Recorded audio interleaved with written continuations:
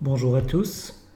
Dans cette vidéo, je vais partager avec vous la manière dont j'ai été en mesure à plusieurs reprises d'influencer de manière très positive les conditions météo, pas vidéo.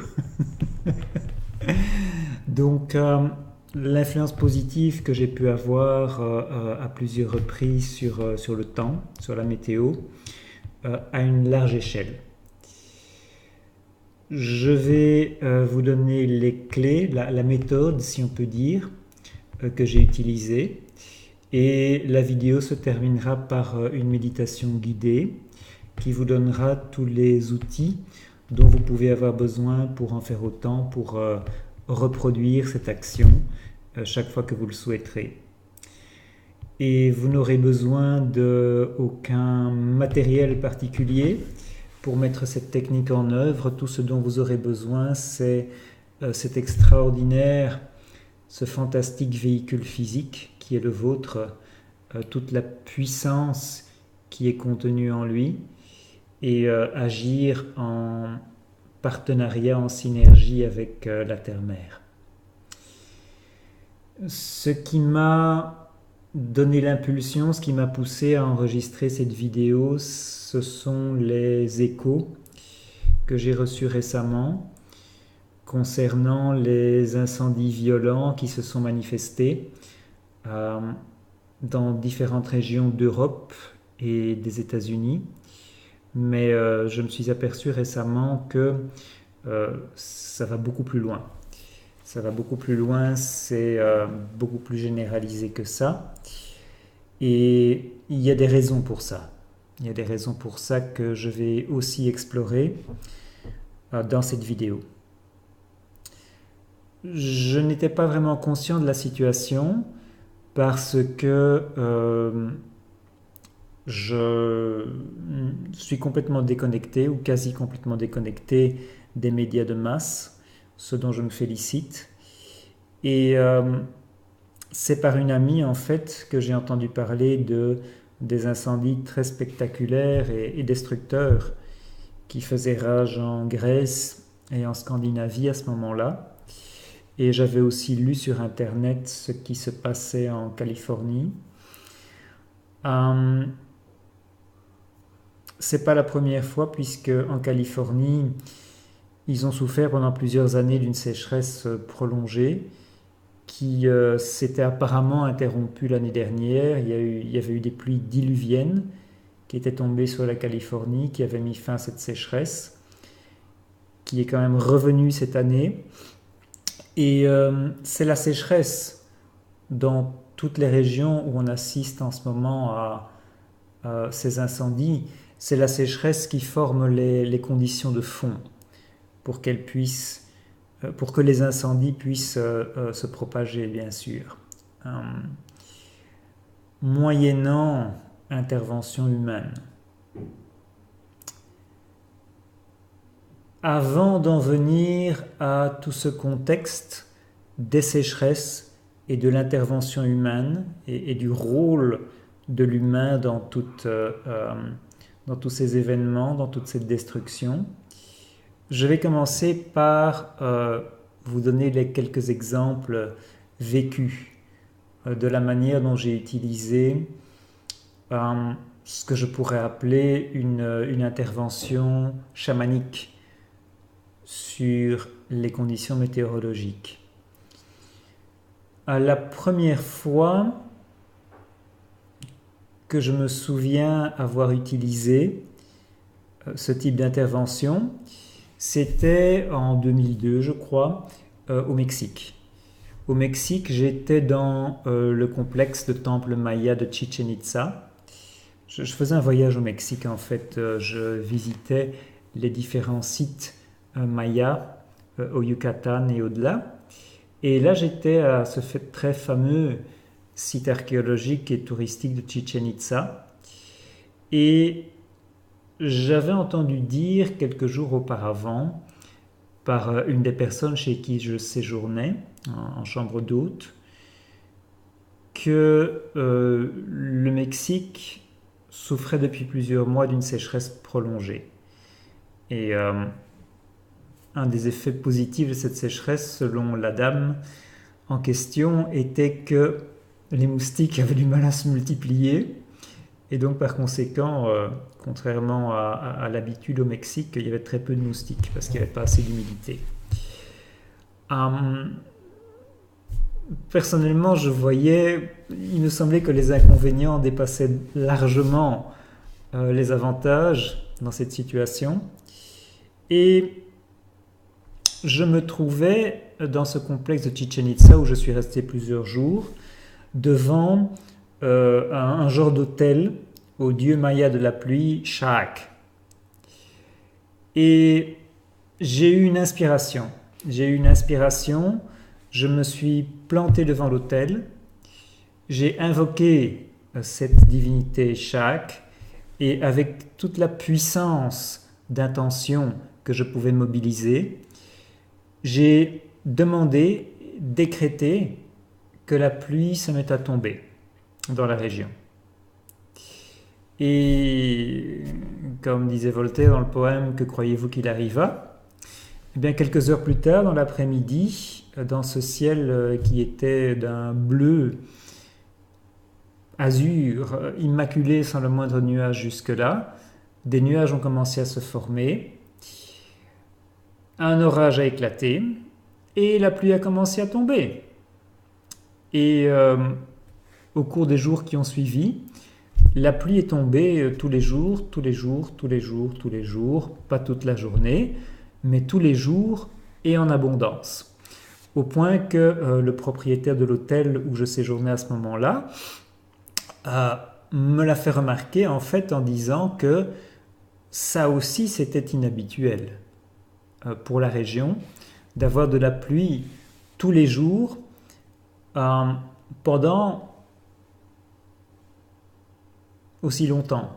Je ne sais pas combien de jours ça faisait à ce moment-là, mais c'était en tout cas suffisamment inhabituel pour qu'il le remarque. Bien. Ce qui est intéressant dans cette situation, c'est que je me trouvais dans un site tout à fait particulier où les temples ne sont jamais construits au hasard.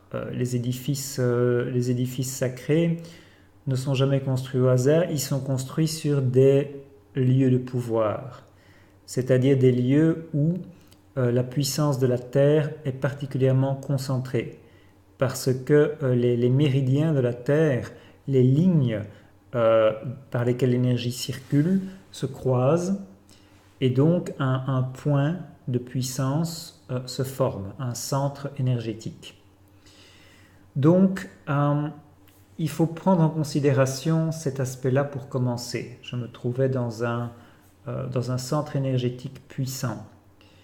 Deuxièmement, je pense que l'autel ou la pierre devant laquelle je me trouvais était imprégnée d'une forme pensée puissante liée au fait de déclencher la pluie, justement. Parce que génération après génération après génération, les Mayas s'y étaient succédés pour invoquer leur divinité de la pluie, dans l'intention bien sûr de faire tomber la pluie. Et donc, cette forme pensée accumulée dans la pierre, je crois, était toujours active, même si apparemment personne ne pensait à l'utiliser.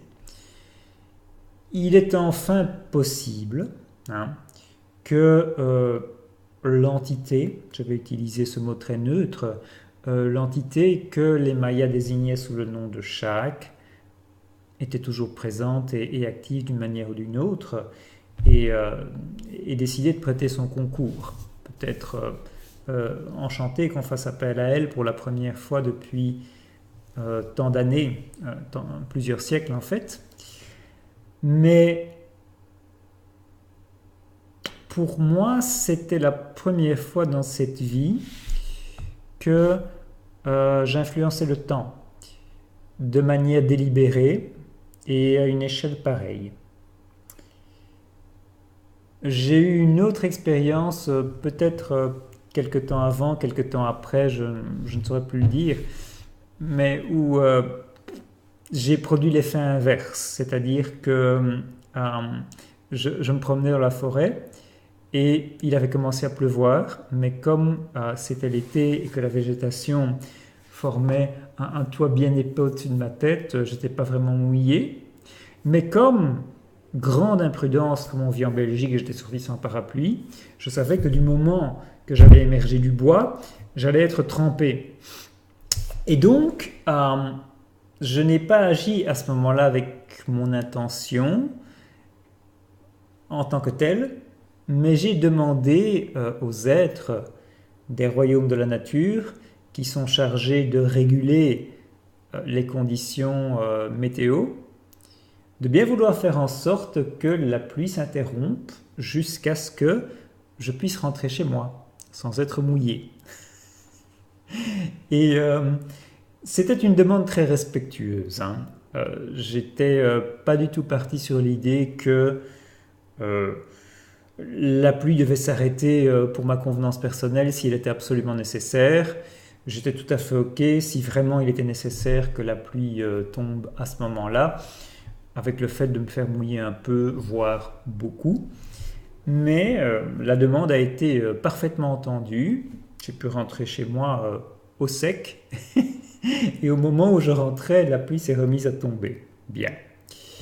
Donc, je me suis aperçu qu'apparemment, j'avais une relation de partenariat respectueux, assez bien établie, avec cette catégorie d'êtres de la nature, des royaumes d'éviques, et que une demande respectueuse pouvait, le cas échéant, être parfaitement entendue. Fast forward, donc j'avance de quelques années, puisque je n'ai rien tenté de particulier dans ce domaine-là pendant des années, après ma première expérience. Mais il y a 3 ans de ça environ, je vivais en Angleterre. Et c'était une période où, depuis au moins une semaine, il y avait des vents très forts qui ne s'interrompaient pas. C'était à longueur de journée, ça n'arrêtait pas. Et au bout d'un moment, c'est-à-dire au bout d'une dizaine de jours, peut-être plus, j'ai fini par réaliser que quelque chose n'allait pas, qu'il y avait quelque chose qui n'était pas naturel dans cette situation. Et j'ai demandé à un ami de travailler avec moi. J'ai demandé à un ami de faire une méditation avec moi pour essayer de réharmoniser la météo. Donc on a fait ça tous les deux, j'ai guidé la méditation et bon, je vais le répéter, que croyez-vous qu'il arriva? Mais le lendemain après-midi, le vent est tombé. Le vent est tombé et pas seulement en Angleterre, mais j'ai appris dans les jours qui ont suivi par mes parents qui eux vivaient toujours en Belgique et par une amie aussi qui vivait en France que en France et en Belgique qui étaient aussi affectés par la même condition qui apparemment s'étendait à la plus grande partie de l'Europe du Nord. Le vent était tombé. Donc là, j'ai pu voir en effet que il était possible d'influencer de manière bénéfique la météo à nouveau dans un espace géographique vraiment étendu et de manière très rapide et en fin de compte avec une grande facilité.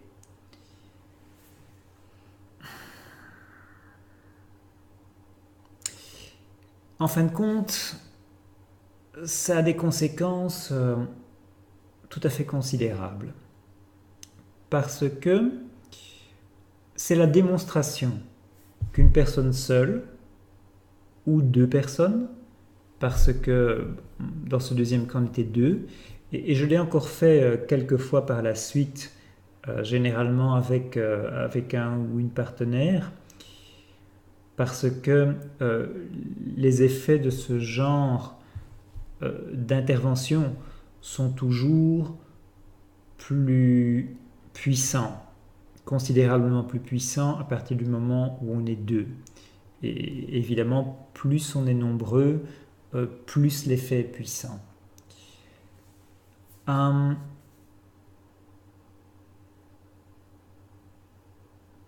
C'est une information, bien sûr, qui est susceptible d'avoir des répercussions considérables. Parce que si suffisamment de personnes, suffisamment de gens se mettent à pratiquer cette technique, cette manière de procéder, on a la possibilité de reprendre le contrôle, entre guillemets, je dirais plutôt la maîtrise de notre environnement au niveau des conditions atmosphériques, au niveau des conditions météo. Et je crois qu'à ce niveau-là,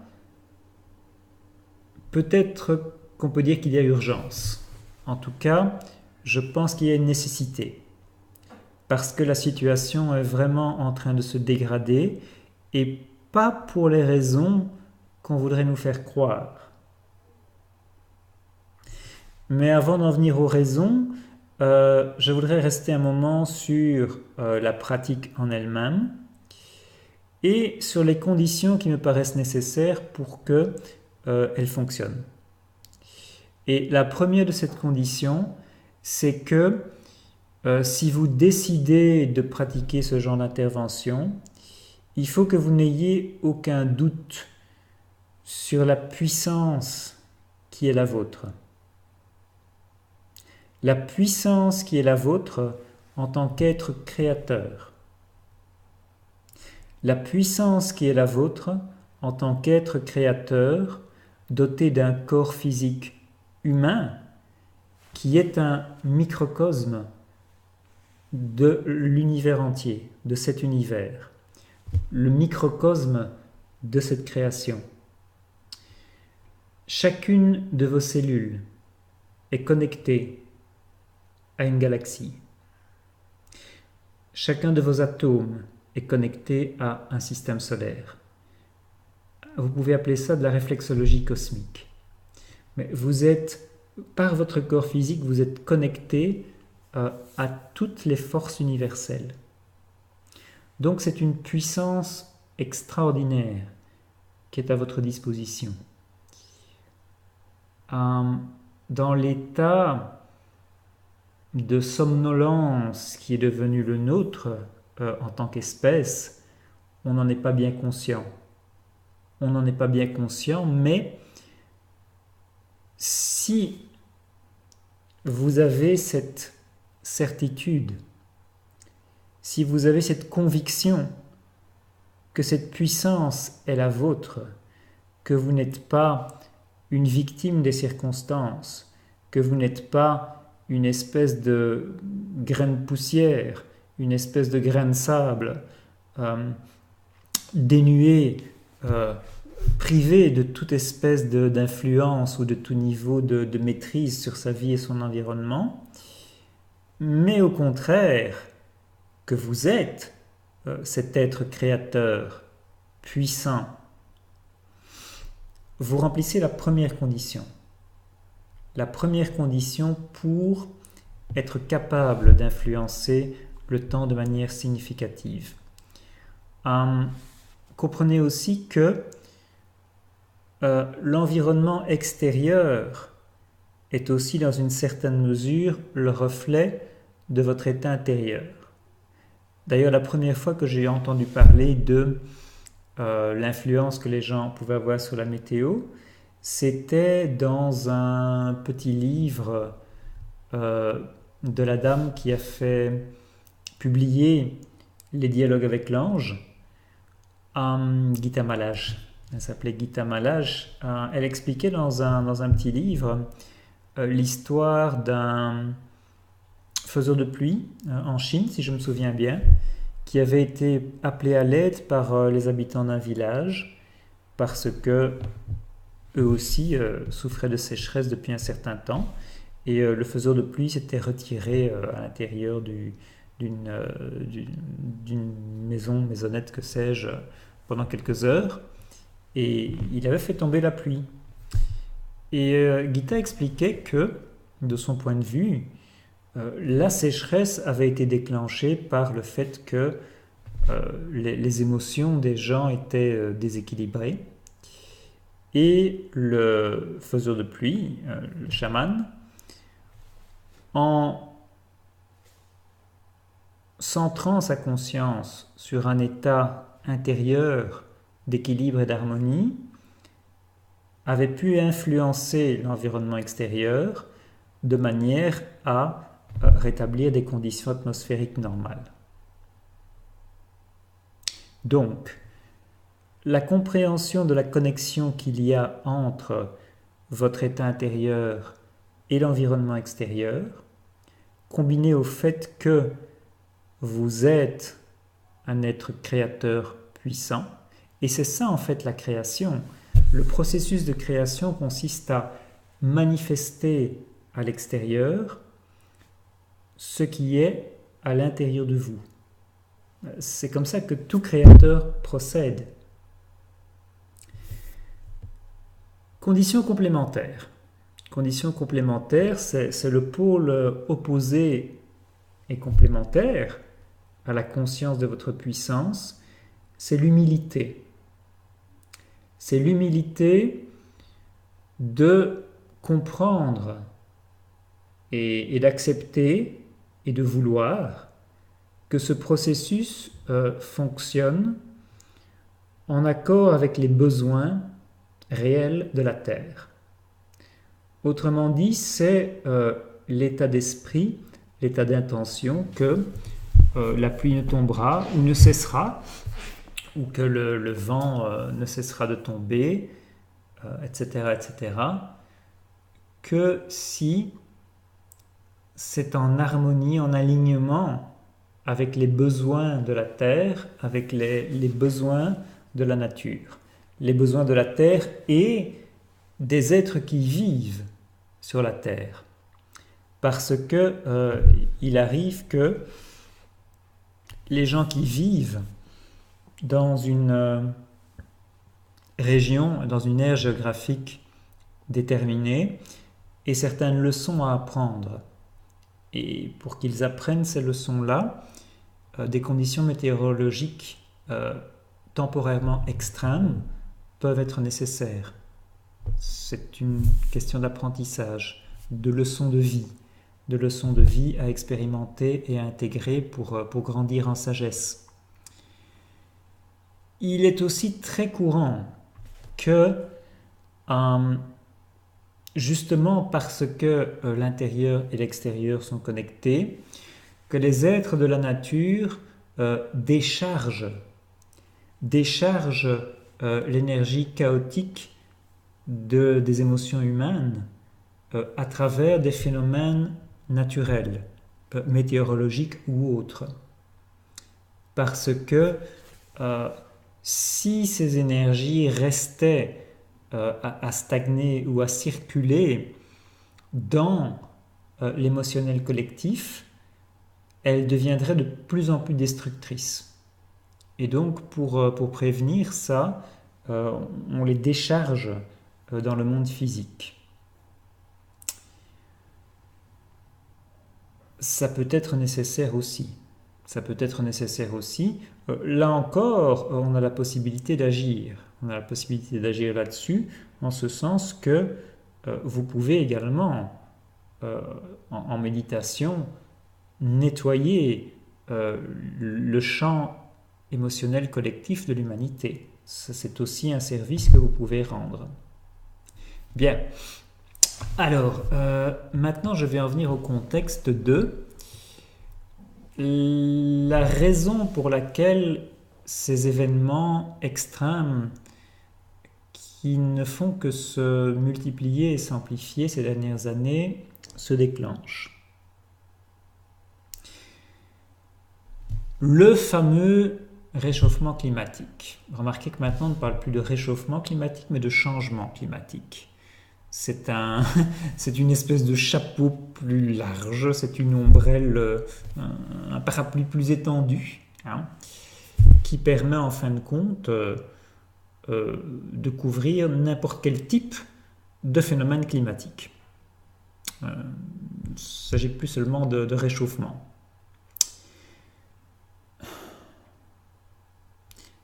Certains d'entre vous qui écoutez cette vidéo sont déjà conscients que le réchauffement climatique tel que nous l'avons connu n'est pas déclenché par les causes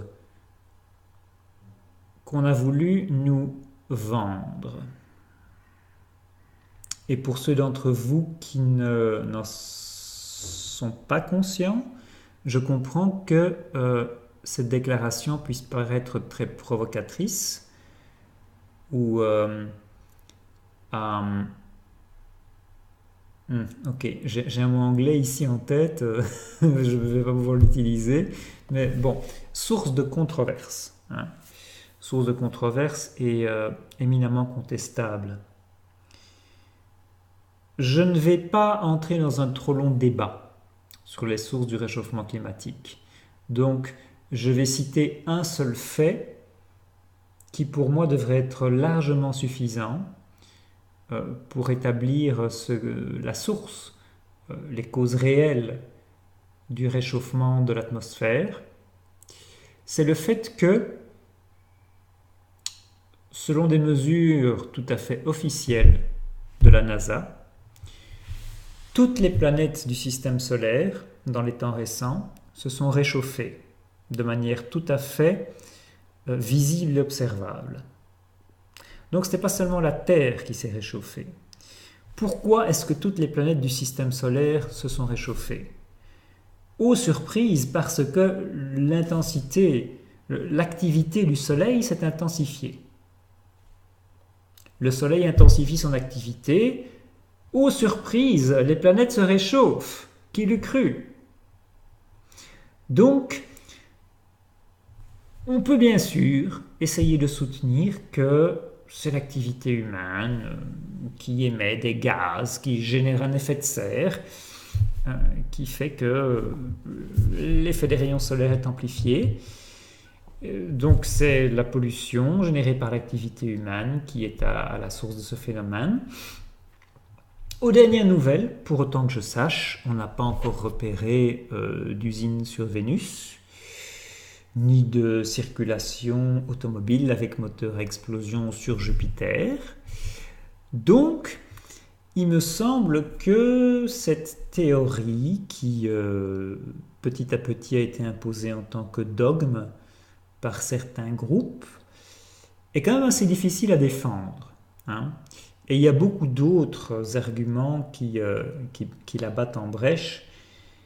Et entre parenthèses, quand on vous dit qu'il y a un consensus dans la communauté scientifique à ce sujet, ce n'est pas vrai du tout. Parce que de très nombreux scientifiques mettent cette théorie en doute.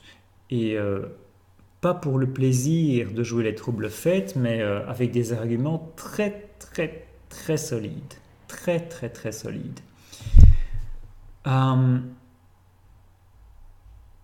Pourquoi donc avons-nous ce groupe extrêmement vocal de tenants de la thèse du réchauffement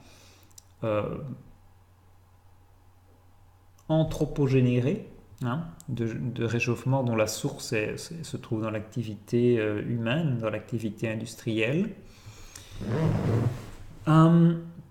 Pourquoi? Dans les années...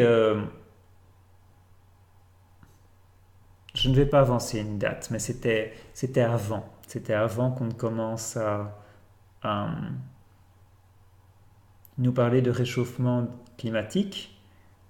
Il y avait eu des articles dans la presse spécialisée pour annoncer une nouvelle ère glaciaire. Sérieusement. Et que cette nouvelle ère glaciaire allait nécessiter l'adoption de mesures coordonnée à un niveau mondial et qu'on ne pourrait pas s'en sortir sans mettre en place l'une ou l'autre forme de gouvernement planétaire, de gouvernement mondial. Pas de chance, le climat a commencé à se réchauffer. Donc, nos amis ont changé leur fusil d'épaule et ont annoncé que, catastrophe, le temps se réchauffe, le climat se réchauffe à une vitesse affolante. Et ça commence à devenir vraiment très dangereux et donc des pans entiers de nos pauvres pays vont être engloutis si on ne prend pas des mesures coordonnées au niveau mondial, si on ne met pas en place une certaine forme de gouvernement mondial. Bien. Certains groupes rêvent depuis très longtemps de mettre en place un gouvernement mondial et ils travaillent de manière très, très intensive, n'est-ce pas, très diligente depuis très longtemps. Le scénario du changement climatique, qui est devenu réchauffement climatique et qui maintenant est de nouveau appelé changement climatique, ce scénario a été un de ceux qui ont été retenus pour essayer de mettre en place une structure politique globale. Certains pourraient se dire que ce serait merveilleux, que ce serait la fin des guerres, enfin.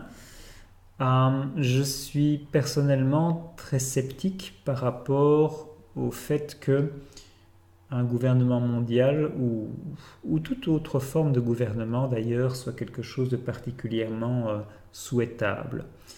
Mais laissons ça de côté pour l'instant. Ces groupes sont ceux qui ont avancé l'idée d'une taxe carbone parce que un gouvernement qu'on met en place au niveau mondial, il faut le financer d'une manière ou d'une autre, n'est-ce pas? Et puis une taxe carbone, c'est encore une autre manière de venir détourner l'argent de la population. Taxable et corvéable à merci. On pompe, on pompe, on pompe. Cette vidéo n'est pas vraiment consacrée à l'exploitation de la population mondiale par le système d'extraction pyramidale qui concentre toutes les ressources pour les aspirer vers une minuscule minorité qui se trouve au sommet de la pyramide et qui tire les ficelles du système financier mondial. Donc on ne va pas s'occuper de ça pour l'instant. Mais il a fallu vendre cette idée à la population.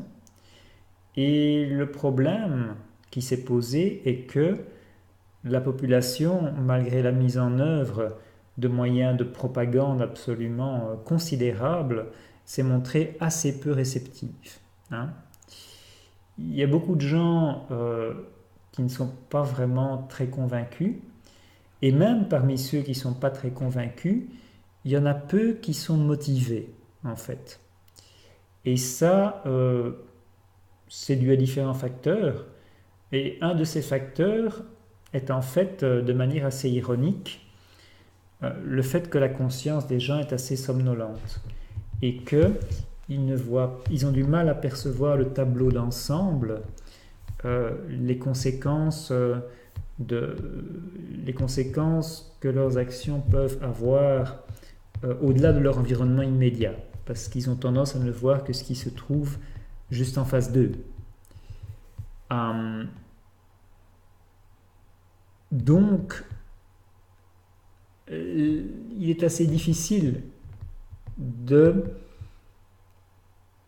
les convaincre que leur comportement quotidien devrait changer parce que les petits gestes du quotidien, par accumulation, ont, au fil du temps, des effets considérables au niveau global, au niveau de l'ensemble de la planète, de l'ensemble des écosystèmes. En fait, on ne peut pas avoir le beurre et l'argent du beurre. On ne peut pas travailler de manière systématique et délibérée à endormir la population humaine en limitant sa perspective et sa conscience au maximum et en même temps lui vendre une idée qui, pour passer, nécessite une perspective un peu plus étendue. C'est difficile, c'est assez contradictoire. Donc ça, c'est le problème qui s'est posé quand on réalise des sondages et quand on demande aux gens quelles sont leurs principales préoccupations. C'est jamais le réchauffement climatique ou le changement climatique qui arrive en premier. Ce sont des préoccupations beaucoup plus terre à terre, du genre la situation de l'économie, le chômage. C'est généralement le chômage qui arrive en premier, et l'immigration, ce genre de choses. C'est pas le changement climatique, ça fait pas recette. Ça fait pas recette, ça fait recette dans les médias parce que les médias sont chargés de vendre ce scénario par leurs propriétaires, mais pas dans la population, hein, très peu. Il y a une espèce de vague sentiment diffus de crainte, d'anxiété, de oh là là, ça n'a pas l'air quand même d'aller très bien, hein, mais bon, qu'est-ce que je peux y faire, moi? Donc, quand vous avez du mal à vendre une idée, il faut trouver des arguments. Quel meilleur argument que des phénomènes climatiques vraiment spectaculaires? Spectaculaires parce que bon, le climat se réchauffe, d'accord, ben, et après quoi? Et après, moi j'aime bien quand il fait chaud. Où est le problème? Donc, il faut montrer des phénomènes climatiques, des phénomènes météorologiques extrêmes. Comment peut-on faire ça? En mettant au point les technologies qui permettent d'influencer le climat, qui permettent d'influencer la météo, et ces technologies existent. Ces technologies existent et sont utilisées. Je vais me borner à en citer deux. Il y a le système qui est officiellement appelé HAARP, qui a été lancé par l'armée américaine. Et HAARP est un acronyme qui signifie, si ma mémoire est bonne, High Auroral Atmospheric Research Program, qui consiste en fait à bombarder l'ionosphère de quantités extravagantes d'énergie électrique dans le but de contrôler l'ionosphère en fait, en utilisant des technologies qui sont qui ont été héritées des recherches de Nikola Tesla. Je ne vais pas entrer dans trop de détails là non plus. Si vous n'avez jamais entendu parler de Tesla, sachez seulement que, entre autres choses, entre nombre d'autres choses, Nikola Tesla est l'inventeur du courant alternatif, qui est celui que tous nos appareils électriques, toutes nos installations électriques utilisent.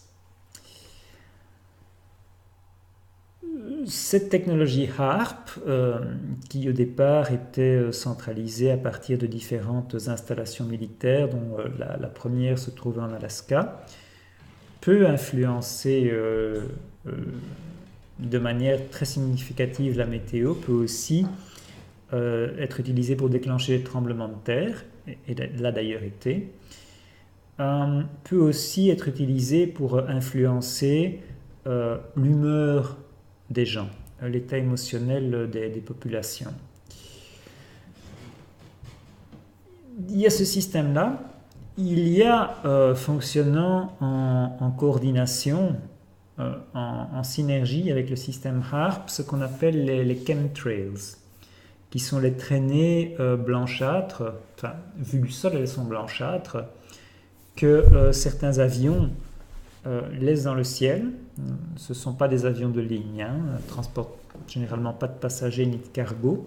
Ce sont des avions qui sont uniquement destinés à ça et qui tracent ces quadrillages dans le ciel, ces lignes parallèles perpendiculaires, donc parallèles dans l'autre direction, qui s'étendent progressivement pour couvrir l'ensemble du ciel et qui descendent petit à petit, que nous respirons.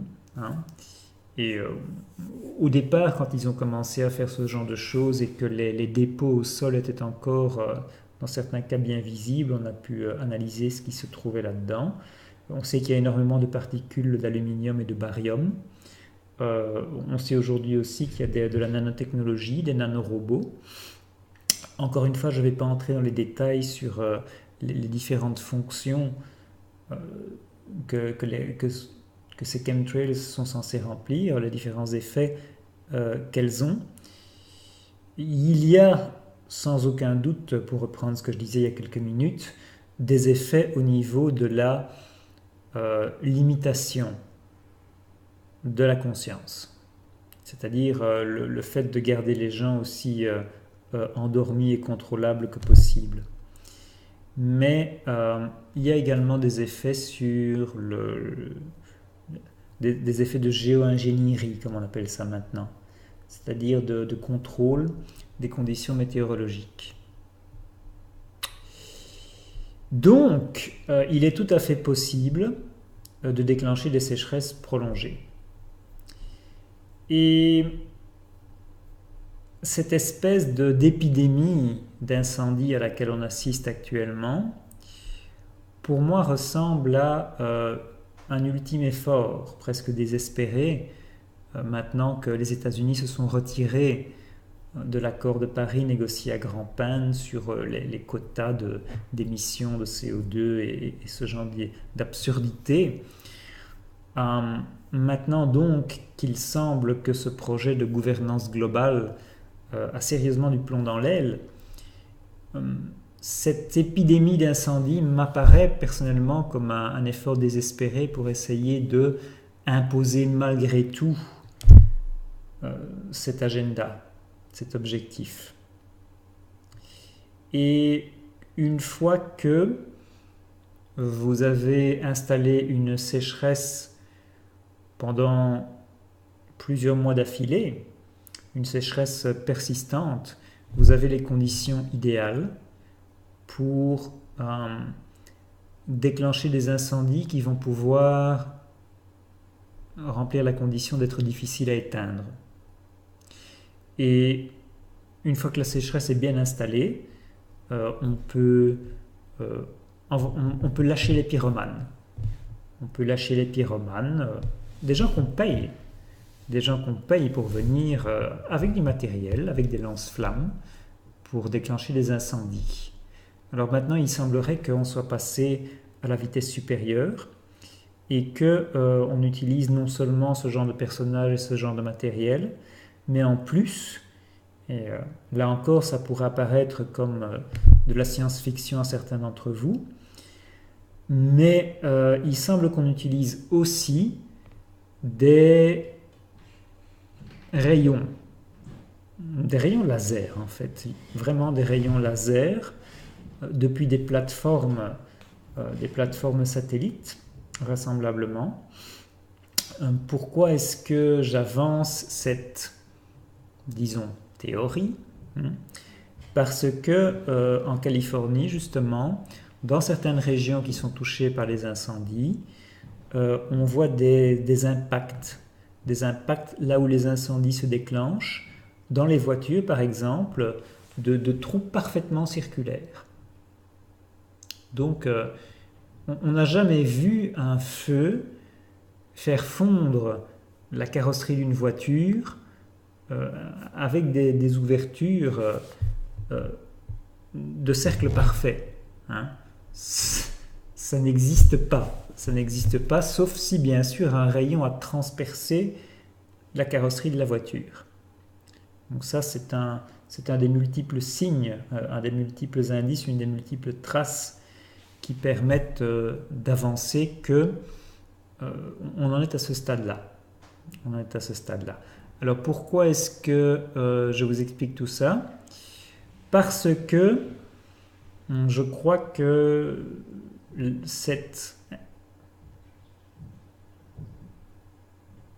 multiplication des incendies violents et des incendies de grande ampleur, de grande envergure, ne doit rien ni à la nature, ni à l'activité humaine au sens de l'activité industrielle déclenche le réchauffement climatique qui déclenche des incendies. Et ça, c'est censé vraiment motiver les gens.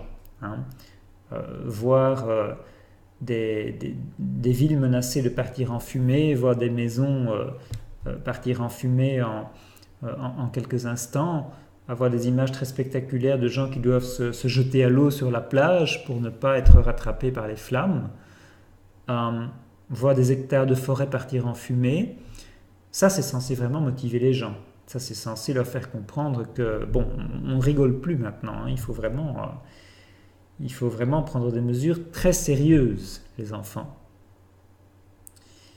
Alors, que faire par rapport à ça? Que faire par rapport à ça? Parce que bien sûr, qui allez-vous convaincre? Qui allez-vous convaincre que c'est ça qui est en train de se passer et qu'est-ce que vous allez y faire? Est-ce que vous allez aller trouver votre député? Est-ce que vous allez organiser des manifestations dans la rue? Est-ce que vous allez prendre d'assaut les bases militaires? Est-ce que vous allez monter un parti politique? Et espérer que d'ici quelques années, il accédera au gouvernement ou on daignera lui laisser prendre quelques mesurettes.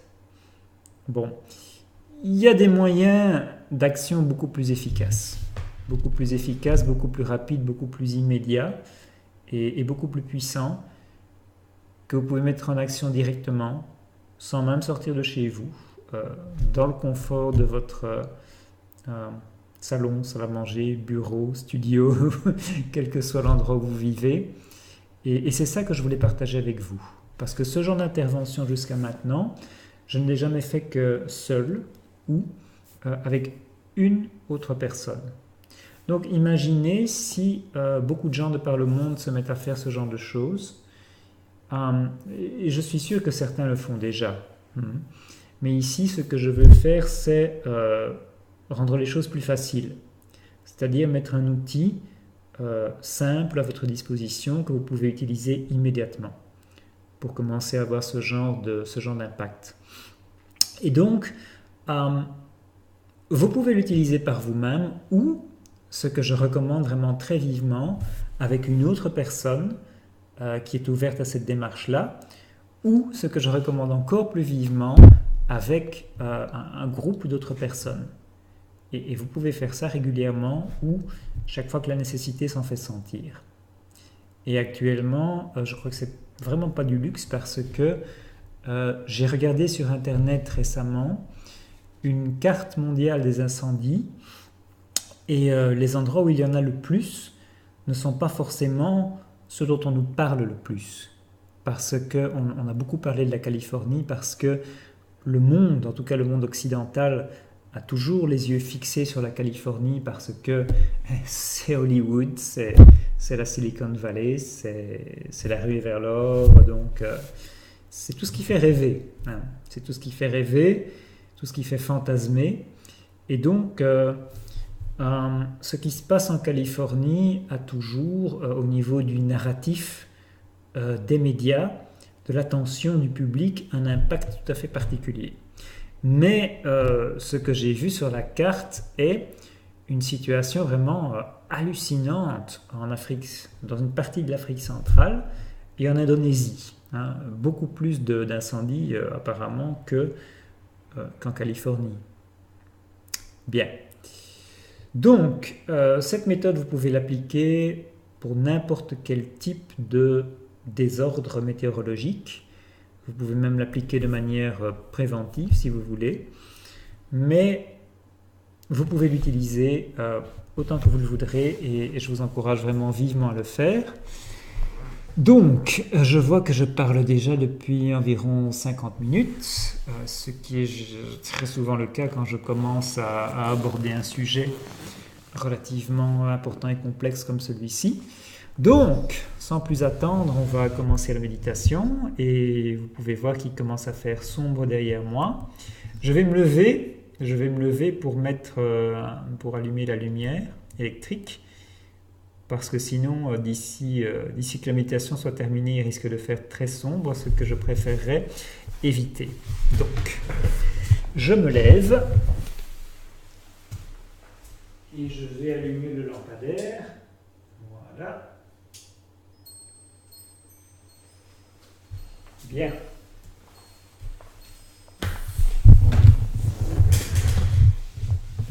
Alors installez-vous aussi confortablement que possible.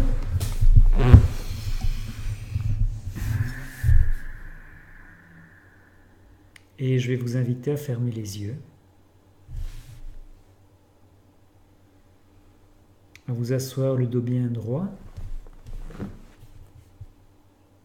les pieds en contact avec le sol, les jambes et les bras décroisés, les mains et les pieds décroisés.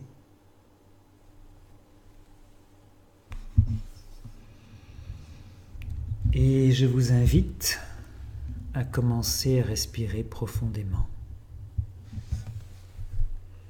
lentement, calmement, profondément, en inspirant par le nez et en expirant par la bouche légèrement entrouverte.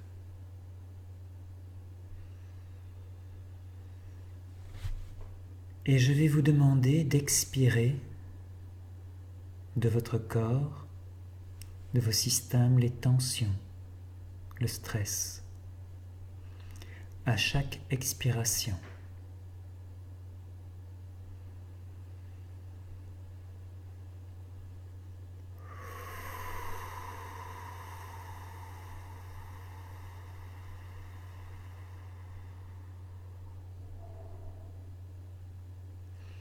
Centrez votre attention sur l'instant présent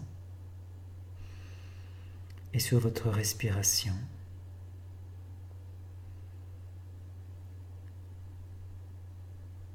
Inspirez la détente et expirez les tensions.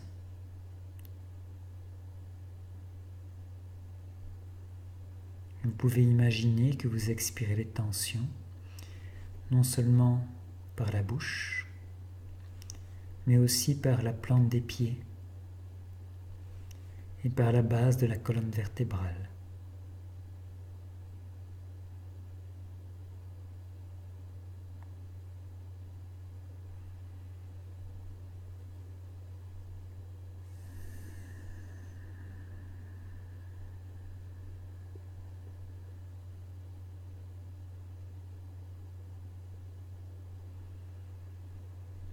Et tandis que vous continuez à inspirer et à expirer profondément,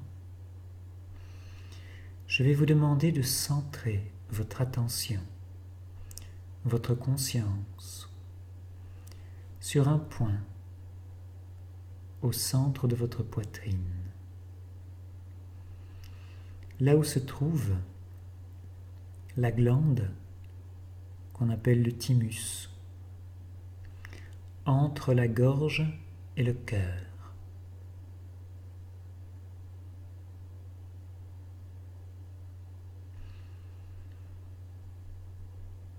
Et ce point se trouve au croisement de l'axe vertical de votre corps, qui va du sommet du crâne jusqu'à l'os coccygien, le coccyx.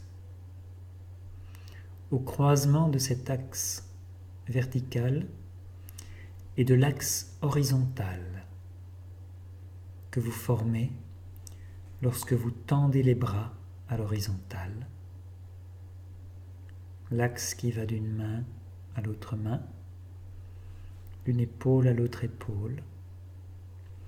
Au croisement de ces deux axes se trouve le centre énergétique le plus essentiel, le plus primordial de votre corps.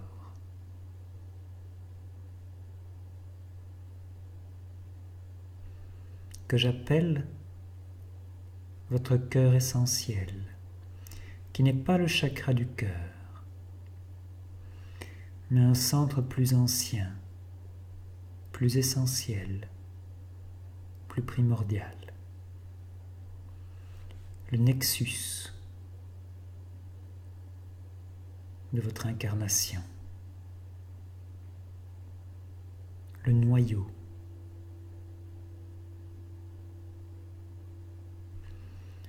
Et ce centre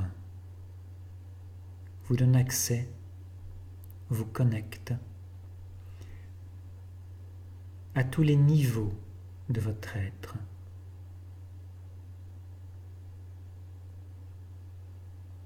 Il vous connecte à votre aspect étendu, votre grand être, que certains appellent le soi supérieur. Et au-delà du soi supérieur, il vous connecte à votre âme universelle,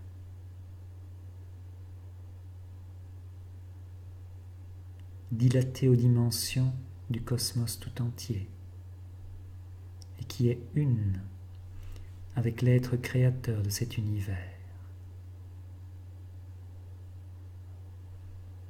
Et au-delà même de votre âme universelle, votre cœur essentiel vous connecte à votre être infini, votre soi infini.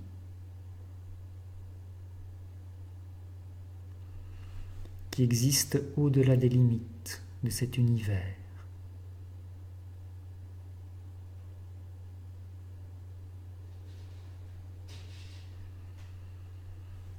Votre cœur essentiel vous connecte aussi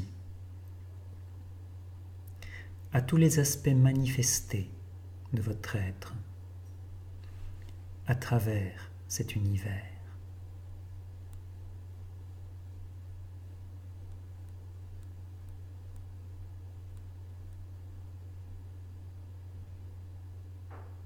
Et il vous connecte à toute la vie, à toutes les formes de vie, à tous les autres êtres.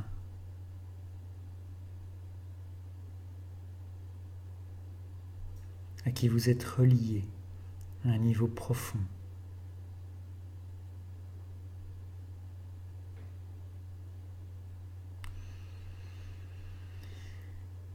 Et en particulier, il vous connecte à cet être planétaire que nous appelons la Terre, à cette mère divine extraordinaire, ce monde à nul autre pareil, dans sa diversité.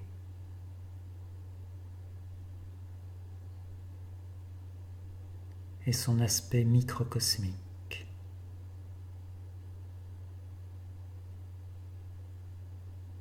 Cette bibliothèque vivante de l'univers.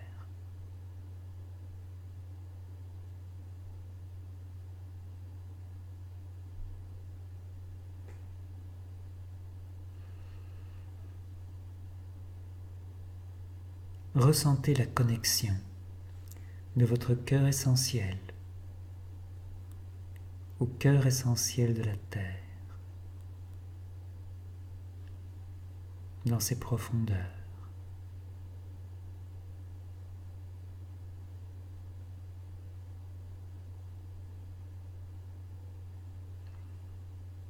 À un niveau profond, laissez se réactiver le souvenir de votre contrat, de votre accord avec la Terre.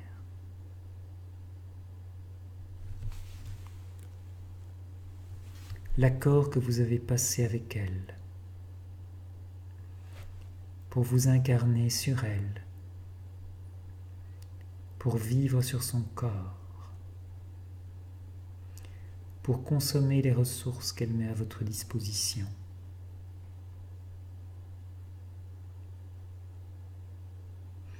C'est un accord de soutien mutuel.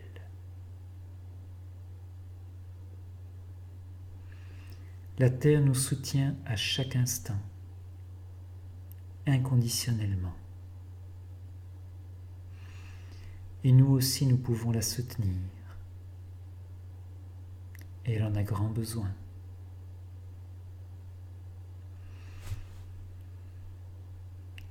Formulez maintenant, dans le secret de votre cœur, cette intention d'être un soutien vivant permanent pour la terre-mère. Votre corps est constitué de ces éléments.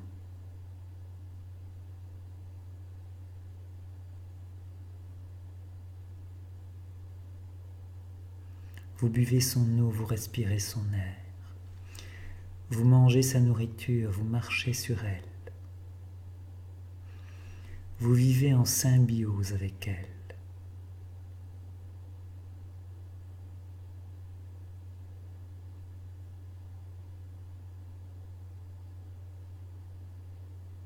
Formulez maintenant l'intention d'agir sur les conditions atmosphériques, en harmonie, en partenariat, en synergie avec la Terre, afin de rétablir un équilibre qui soit bénéfique pour elle, qui soit conforme à ses besoins et aux besoins de tous les êtres dont elle est la maison, dont elle est la demeure.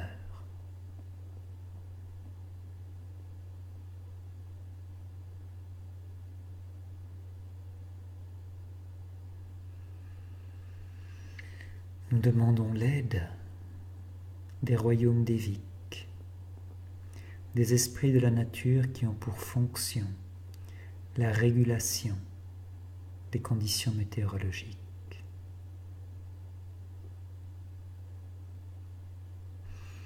Dans cet état d'alignement, de connexion, vous avez maintenant à votre disposition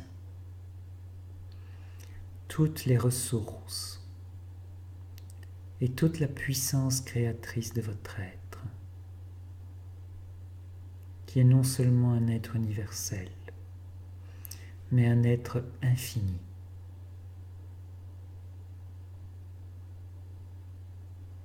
Et vous agissez en accord, en partenariat, en harmonie avec la Terre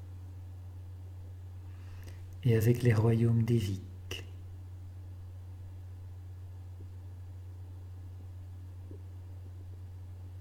Vous mettez la puissance de votre intention à leur disposition pour le rétablissement des équilibres.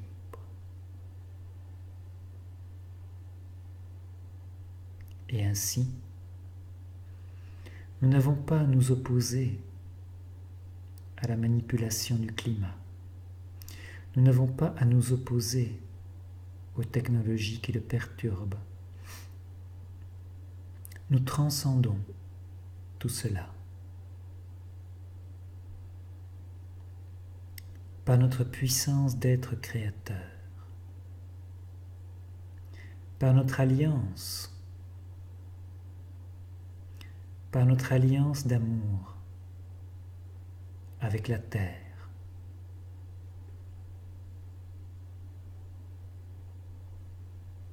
Nous pouvons transcender toute interférence.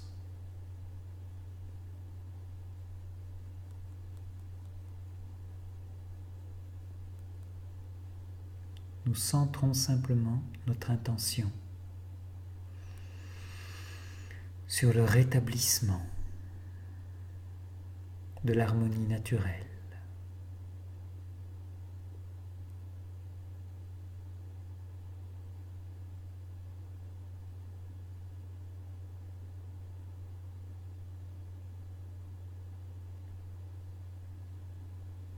Et nous émettons l'intention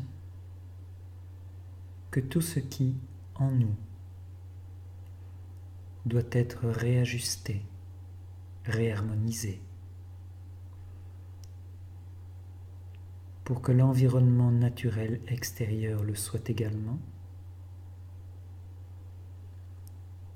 se réharmonise et se rééquilibre maintenant.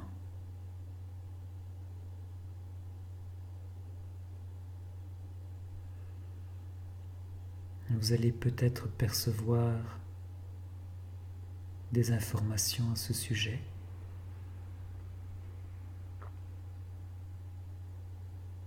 Laissez venir ce qui se présente.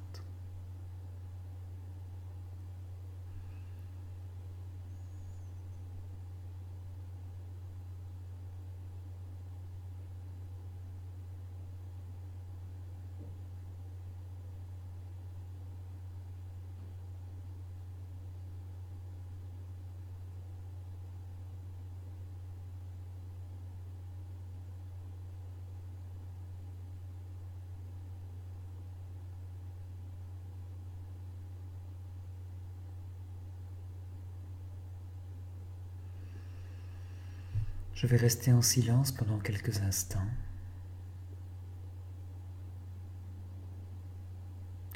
Je vous invite à vous relier par l'intention à tous ceux de par le monde qui travaillent dans le même sens. Tous ceux qui travaillent à réharmoniser les conditions atmosphériques.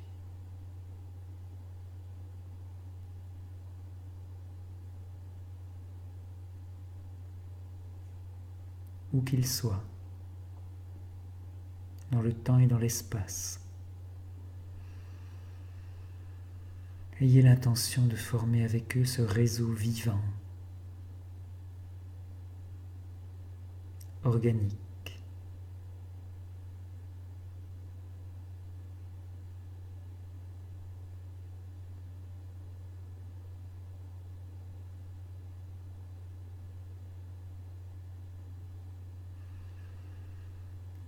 Et restons en silence quelques instants et observons. Observons l'intention venue des profondeurs de notre être se déployer à travers nous dans le monde de la manifestation physique. Observons.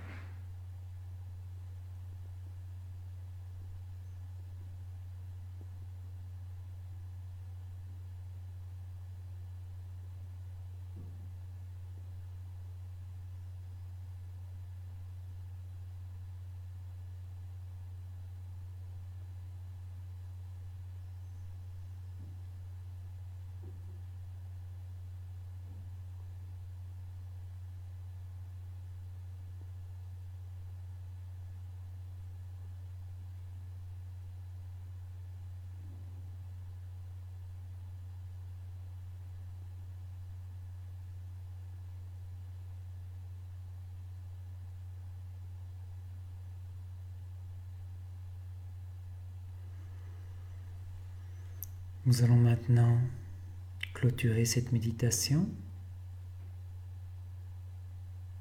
et recentrer notre attention, notre conscience sur notre corps physique. Sentez le contact de votre dos, de vos jambes avec le siège, de vos pieds avec le sol. Sentez le mouvement de l'air dans vos poumons. Pensez à la pièce autour de vous, pensez aux meubles, aux objets, aux couleurs, à la lumière ambiante. Commencez à remuer les doigts. Et puis toute autre partie du corps que vous souhaiteriez réactiver.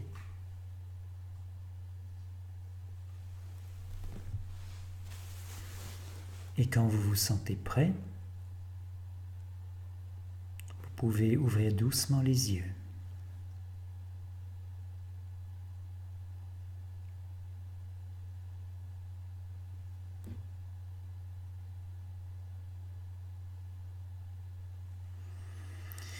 Voilà, ce sera tout pour aujourd'hui. Si vous trouvez cette méditation utile, je vous invite à la partager aussi largement que possible. J'aimerais qu'elle devienne virale.